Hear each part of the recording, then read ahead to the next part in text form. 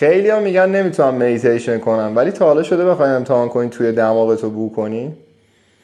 یا میدونستی اگه به نوک انگشتات توجه کنی شروع میکنن لرزیدن؟ نیاز نیست بهشون نگاه کنی ها، فقط بهشون توجه کن.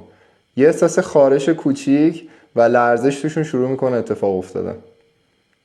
و بدونی که چشتو رو صفحه موبایل برداری، میدونستی میتونی اطرافش هم ببینی؟ همینجوری که داری فضای اطراف موبایلتو میبینی بدونی که چش ازش برداری و این لرزش انگشتا، یه سری صدا هم میتونی بشنوی که داره اطرافت اتفاق میفته. با این جزئیات یه لحظه بمون.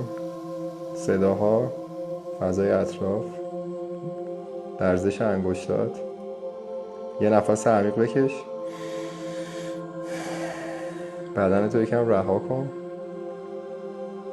به تبریک میگم، همین الان تو یه مدیتیشن کردی، فوق‌العاده بودی.